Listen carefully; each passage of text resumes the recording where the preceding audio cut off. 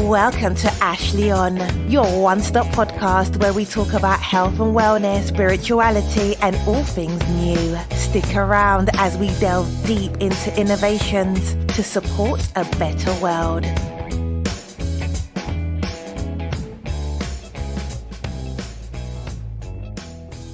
Hello and welcome to the show. Today's show is truly with one of the first ladies of cannabis, Franny Tacy. The founder of Franny's Farmacy, which is an amazing CBD brand, as well as a franchise of CBD stores, primarily on the East Coast. Franny is an exciting person to talk to, female entrepreneur in the cannabis space. She's a bundle of energy, and she's got a lot of great stories to talk about in terms of her experiences as a woman in the cannabis industry and as an entrepreneur in general. So it's a fantastic show. I hope you really enjoy it. Thank you. Today's show, as always, is brought to you by Packed with Life Tea, available at packedwithlife.com.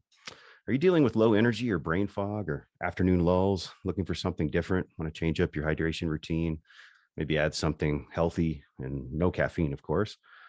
I really encourage you to take a look at Packed with Life Tea. It has 4 mushrooms: reishi, lion's mane, chaga, and cordyceps. These things are amazing immune boosters, as well as providing natural energy and brain support. But to make the tea really flavorful, they include 12 organic adaptogens for flavor and for additional energy.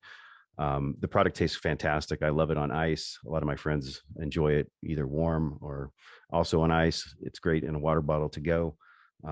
Check it out at packedwithlife.com and use code ASHLEYON to save 20% and free shipping. That's ASHLEYON at packedwithlife.com. Take care. Enjoy the show. Franny Tacy, welcome to the show. Thank you so much for joining me. How are you today?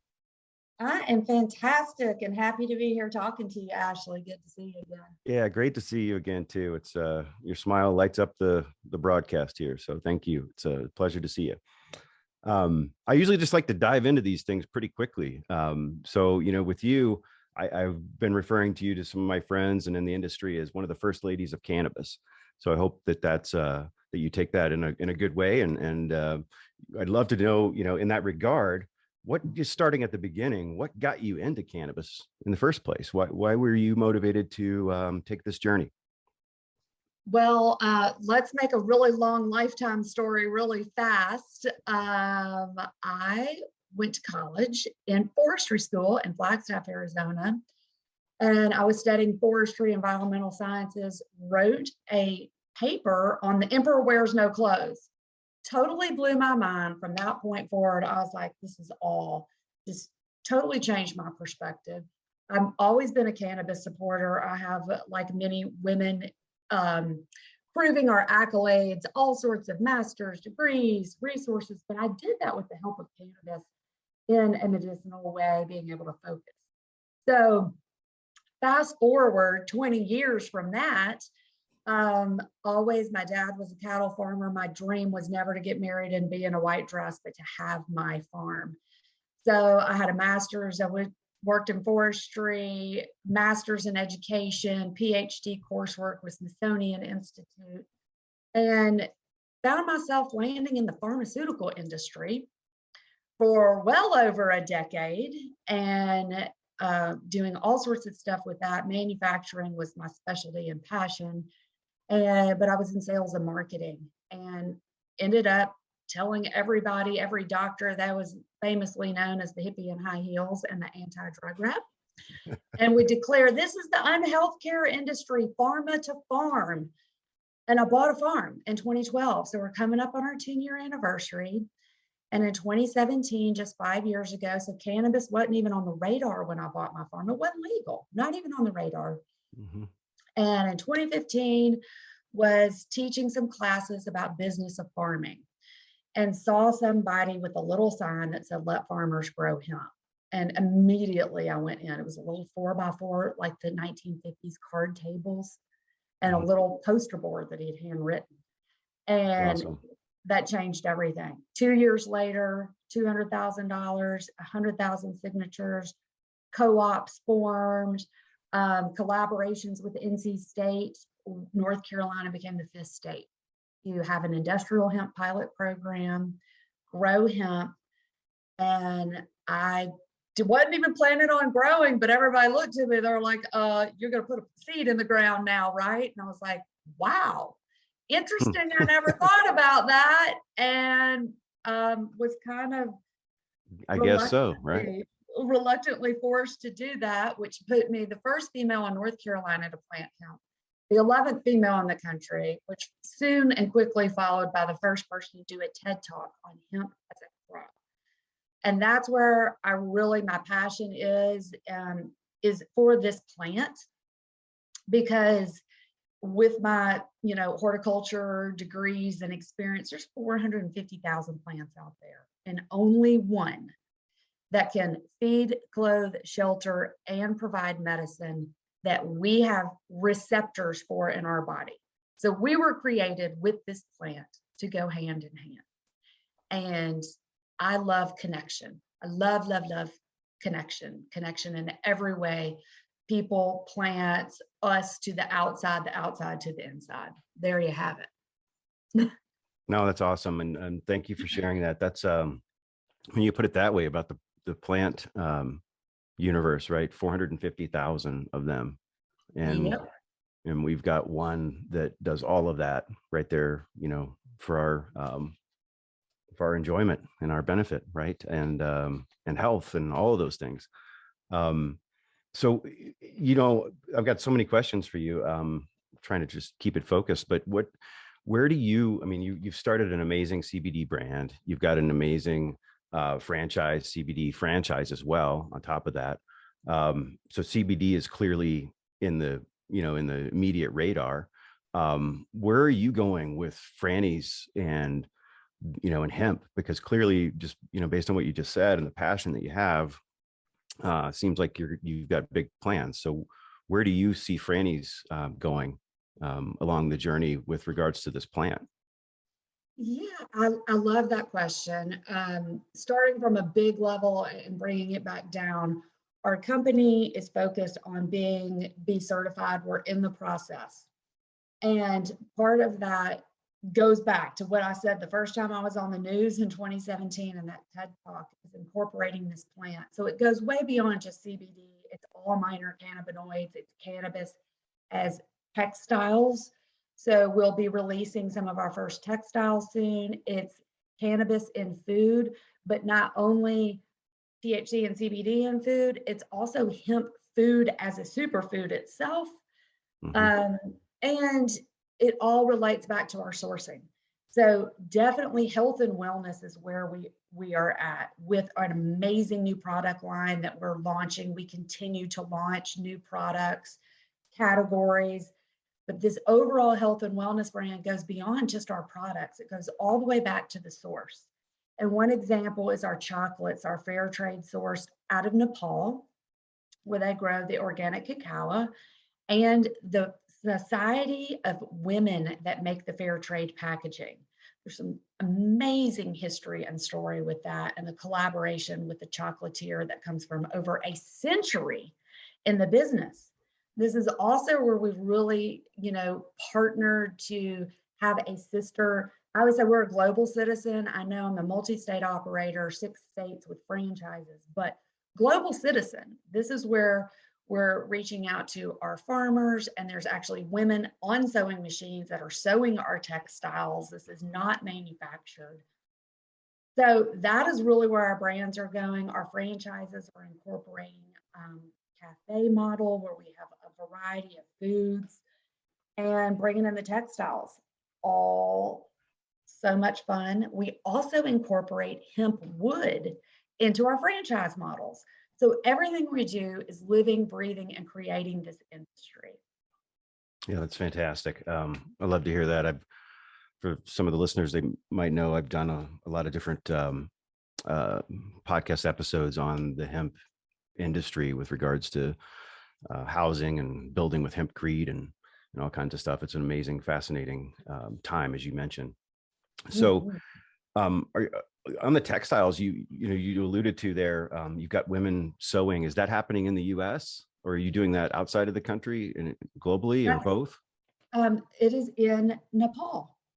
Okay, And awesome. we also have people that are hand forging singing bowls to us. I'm very interested in sound therapy and healing. We used it as a grower. I use that with my plants because so that was something that was very important to me too, and continuing to develop in this community.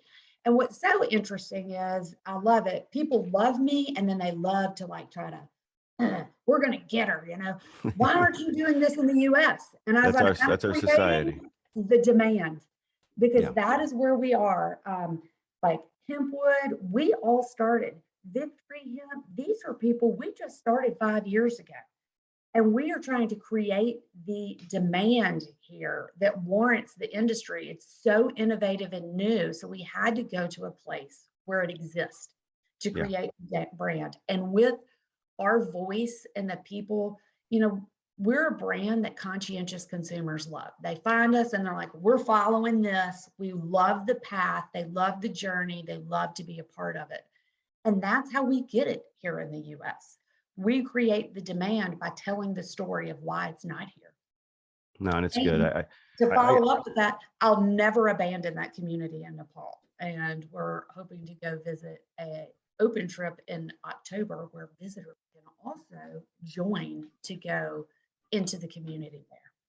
Yeah, no, I give you accolades for doing that. I think it's, the fact that you have to operate globally due to the economic realities that you're facing, but yet you're still going in and you're actually operating from the heart and spreading love and light in what you're doing globally. I think that's fantastic. So there's nothing, I think obviously once the demand grows and you can make it more close to home, and we're selling that here in the US, that you'll make those transitions, but you're going to support, the families and communities that you're developing now. I think it's fantastic. So congratulations. Thank you. That is you, along with others that support that, is why we're still in business. 7 years later, after 90% of CBD stores that have opened have closed. Oh yeah, it's like a graveyard out there, and not in a good way. And I don't mean that to hurt anyone's feelings that's listening. It's just been rough for a lot of people. I've been through a lot of things as well myself. So it's a tough industry. But on that topic, what unique challenges have you faced as a woman in this industry, Franny? I mean, we all have these challenges that, banking and all that kind of stuff. Everybody faces the same thing, but as a woman, you've got a whole nother level of challenges, I assume. Yes, I like to think that working with surgeons during my pharmaceutical days prepared me very well for this. Working with people that I call it hemp fever, AKA symptoms of inflated ego, gonna get rich quick, I have the plan. And so it's a very, very male dominated industry. I sit at the table with all men. I'm most often one of the only women in the room. Mm-hmm. And to get that respect has been earned a million times over to get that. And I'm really in a good place now where people are calling me to the table and asking for the voice. And we've been moving major legislators. It took me being on for the national press conference for the Farm Bill. I mean, I've got in the press 90 times and people are like, maybe she might know it. I've never been in the press and I have the plan, but she might have a voice to listen to. So I've really had to earn that. And that's challenging. We had mergers and acquisitions and a lot of people are super excited about the brand and what we're doing, because in what you called a graveyard or this field of everybody competing on the same thing, we have something different. We have me.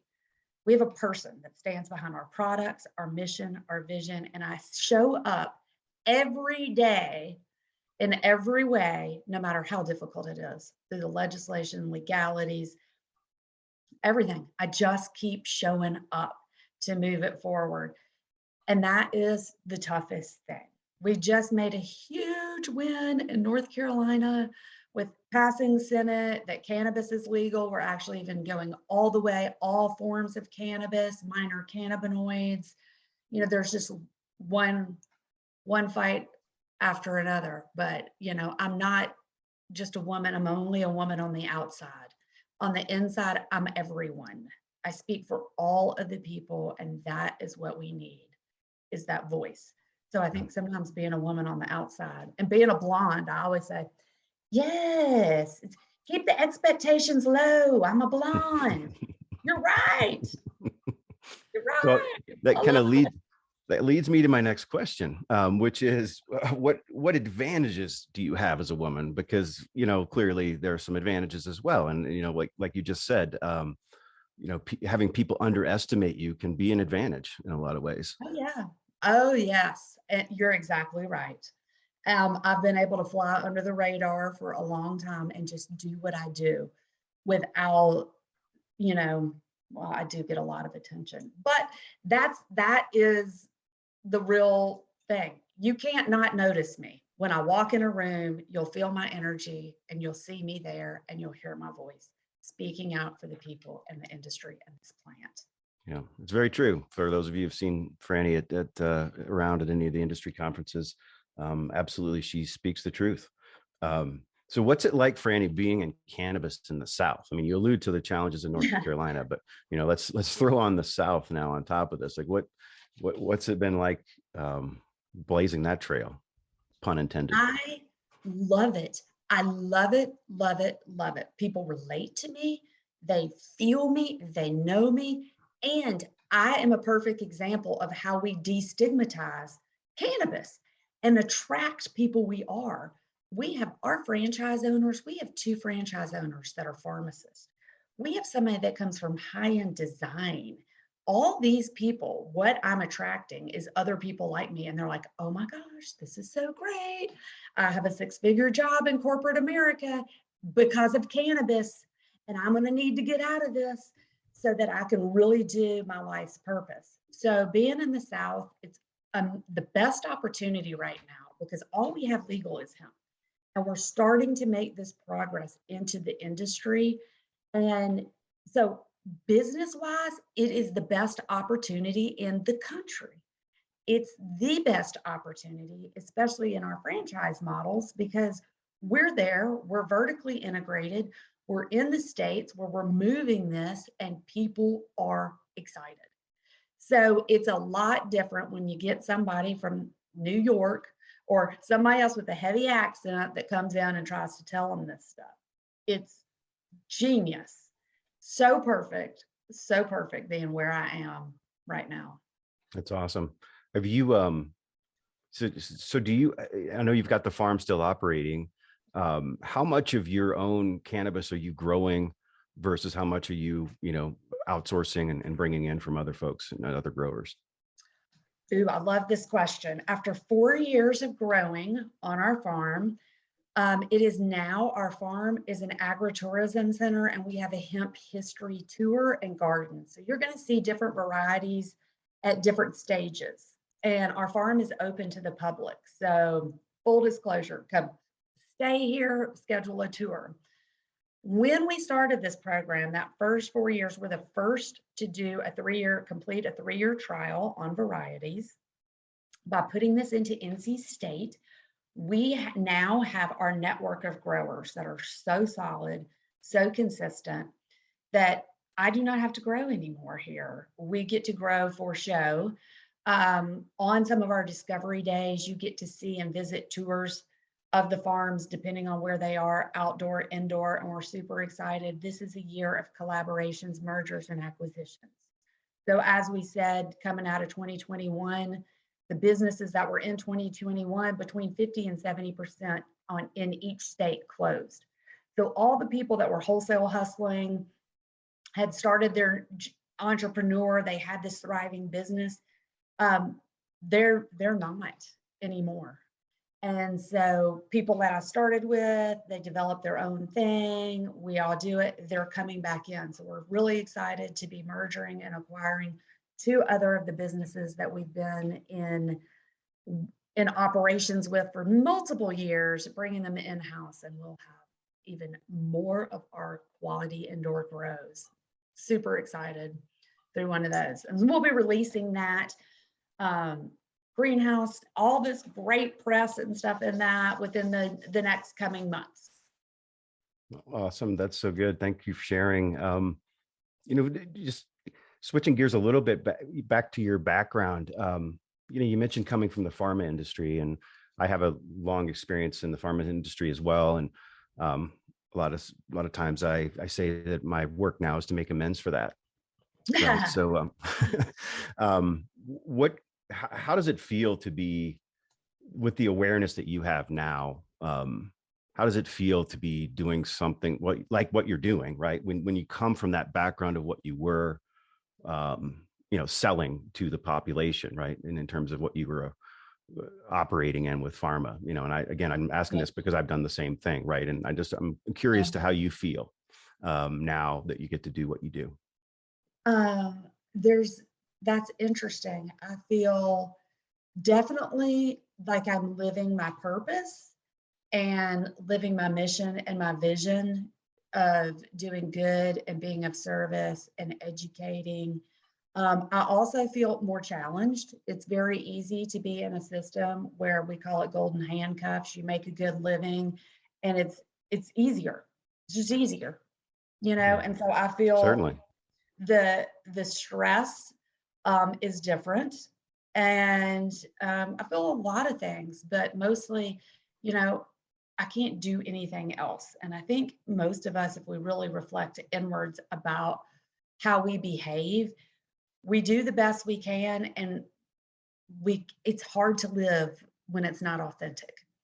And so no matter what the challenges and the struggles and living my purpose is, it is so much better to work for a plant than to work for an industry that is not authentic in its health. It's the unhealth care industry. And I haven't been on antibiotics since I was 14. I don't take pharmaceutical drugs. Fortunately, I worked in respiratory, which is life-saving. So I was able to justify that. And then there is a really interesting story. Part of my departure was when I was offered $180,000 and bonuses to sell vaccines to infants. And I refused to do that because of my insight and knowledge into European studies and trials that show 18 to 22% efficacy, but with the side effects I do not feel is valid.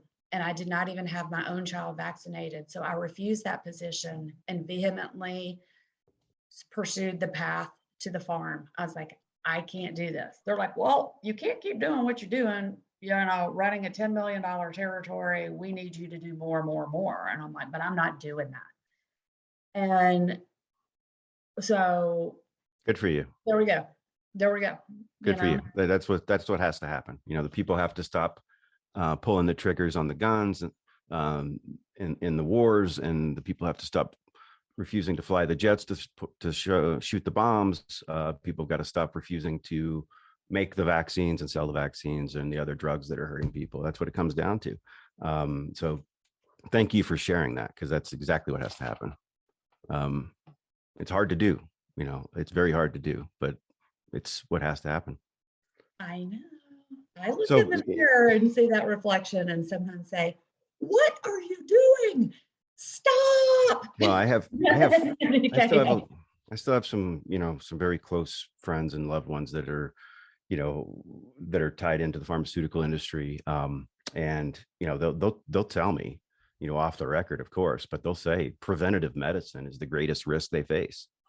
So, that's not what we're allowed to call what we're talking about. But that's, the idea of plant-based solutions and a better diet, and then a better spirit. Those three things together can really change a life. And I'm one that can say that I've been through that, and it has changed a life. And I think you've seen that as well. So with your brand, and the evolution that you're going to continue to go on, I was going to ask you, when our sponsor is Packed with Life mushroom tea, which I think I sent you a box to try, and would love to just wonder what your thoughts are about the promise of mushrooms. I mean, they're not plants, but they're fungi, and they have a promise as preventative medicine in a lot of ways. I just wonder what your thoughts are on on that as a potential solution or evolution for the Franny's brand? I think it is genius and amazing and beautiful, and it aligns with Farmacy, Farmacy, putting the farm in pharmacy. I have a lot of experience with growing all sorts of different mushrooms. Love your tea. We did get to try that all amongst everybody in our store and brand. And the introduction of some of the mushrooms in capsule form in all different ways has been my biggest step forward in, I'd say, the last year in my own personal health and wellness. A lot for the brain, anxiety, connections, stress reduction. It is so beautiful when we really look at the science about this. I did a mushroom trial. I've done agriculture trials for 30 years. It's my huge thing, research. The research behind it is astounding. This is one, like we talk about pharmaceuticals, there's 7 years. It's got to go through 7 phases to get into the market. They have started doing psilocybin trials, and this is a psychedelic. So that psychedelic mushroom is not, you can consume it, you can't sell it. It's not like you can a bunch of these other functional mushrooms. But they did trials on that. And in phase 3, the results were so astounding. They say we cannot keep this from the public, but we need to research it more. So there's research centers all over the US right now, in our hometown, even in Asheville, North Carolina. And I have several people that I know, love, and dearly that have been entered into these trials. So Awesome. the FDA knows it and all the pharmaceutical companies know it, but the public does not. Phase 3, people don't ever even hear about it until it's in like the final phases coming to the public, and pharmaceutical companies are working on the marketing for it. They'll make sure everybody knows if you see watch TV or read a magazine. But Right. so y'all watch out. That's what happened the year I bought the farm, is when they started their trials with cannabis, with CBD. I said, just watch. I've been saying it my whole life. Yeah, that's true. It's coming. So it's awesome. What have I not asked you that you would like to share with the audience? The biggest thing is, if you're listening to this, obviously you're interested. So make sure you look, research, and go and look for hemp everywhere. And get involved in this industry. We need your voice. We need people participating in this and moving it forward. Hemp is the crop that will revitalize our agroeconomies and our country, and we need people aware. Wake up, get involved. This is an amazing movement to do things that have never been done before and change the trajectory of our state of mind, our state of the economy, state of existence. We can flip this, but it's we, the people. So please, please, please get involved. Follow Franny Tacy, Franny's Farm, Franny's Farmacy. See us. Please support us. Try our products. Do whatever you can that feels good and authentic, because once you know, you can unknow. So if you are here with Ashley and I today, you now know. Come Now find you us. know. If you don't know, now you know. That's Yep. great. Franny, please hold on. I'm going to end the session with you, but I'd love to talk to you for a few more minutes. So Franny Tacy, thank you so much for joining us, and have a great afternoon. Thanks, Ashley. Hey guys, as always, this episode is brought to you by Packed with Life Tea. You know, I always talk about how much I love iced tea, and Packed with Life tastes fantastic. And I don't add any sweetener or anything like that. Just great tasting iced tea, packed with organic adaptogens, including the 4 key mushrooms: lion's mane, chaga, cordyceps, and reishi. Of course, it tastes great as hot tea as well, if that's your thing. And some people like to add a little bit of honey. But either way, no matter how you like your tea, you're going to love this tea, and it will boost your immune system, brain, lungs, and gut. That's why it's Packed with Life. So get yours today at packedwithlife.com. Have a great day. Thanks for listening to Ashley on Nothing But the Truth for a Better You and Me.